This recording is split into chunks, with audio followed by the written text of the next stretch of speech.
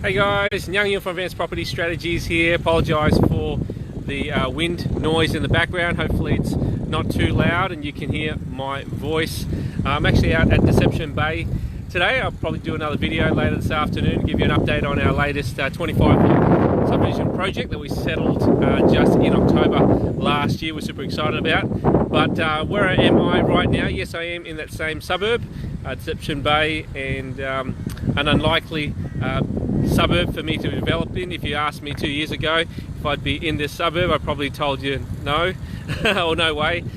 Very unlikely, but due to the price rises that came through in 2020 and 2021, it's forced us further and further out from Brisbane CBD. So previously we were doing most of our projects is in the Brisbane City Council area. As prices have pushed up significantly, 20, 30, 40%, we've had to go out further and further to find sites that are appropriate for us to be able to do our house and land marketing model, so bulk sales, right? So anyway, here I am at a competitor's land subdivision. It's actually on Plant Street at Deception Bay. I think the project's called Seagrass by Gallery Homes, and I'm not afraid to be sharing this information as a competitor because yeah, we're not out of the ground yet. We're probably at least 6 if not 8 months before we cut dirt. So it's good to see what these guys are up to, and I'm going to be talking about the handful of ways that we've made our site a lot more competitive to sites like this. You always got to think about,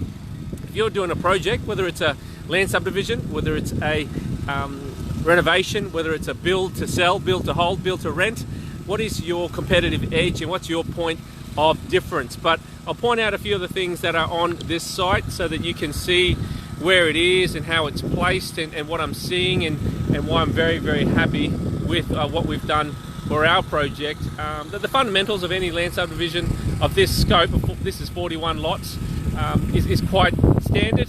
They've spent some money on making the blocks flat and putting up retaining walls, which is good.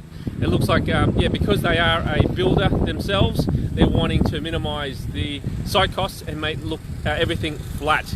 So the flatter the block, the less expenses the buyer has to wear as variation, less headaches for the builder down the track. The majority of costs are known up front. So I don't know if you can see, there's obviously a brick house there. Behind that brick house is Deception Bay Road, so that's the main drag. This building here with the yellow is actually a storage facility there. So I don't know about you, but living behind a storage facility, it's obviously going to be very quiet, but having those yellow garage doors, yeah, I'm not a big fan of.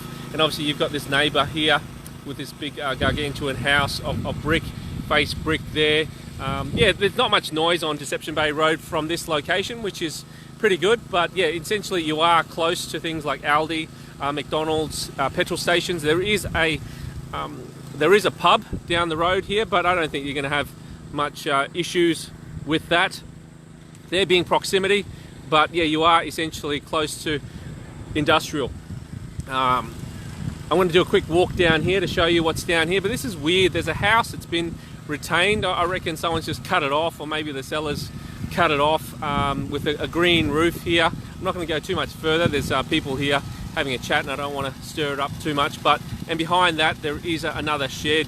So I apologise once again for the noise. There's some concreters here pouring some concrete. So firstly, yeah, location I think is critical. If you're going to do a project, ensure, if you can, to get a really, really good location. But sometimes you can't do that because there's scarcity of stock. So you've got to find other ways to improve your project there. So in our instance, yeah, we're purely residential. We're actually opposite rural, which means that it's going to be very, very quiet. We're not as close to some of the amenities that they've got here, but you want to be close but not too close, right? So, and then the next thing is what I haven't told you about these blocks is that these blocks are between roughly 225 square meters and 475 square meters. So that's where our project comes into play with leaps and bounds. So the majority of our projects, our lots are 580 square meters. So even our smallest lot, being 580 square meters, is larger, a lot larger than their largest block of 475 square metres, and because our blocks are large, we've got massive frontages of minimum of 15 metre frontages on about I think 13 or 14 of our 25 blocks there. So my point is, you've always got to look for what is your point of difference to be able to compete in the marketplace. I reckon, you know, to have this project where it is right now, they probably started maybe 6 months ago, probably got approved 12 months ago. I did know about this approval because one of my mates, Barry, was working on that self-storage facility as executive project manager and running that. So I know that he was heavily involved in that to pull it out of the ground and finish it off with the team there.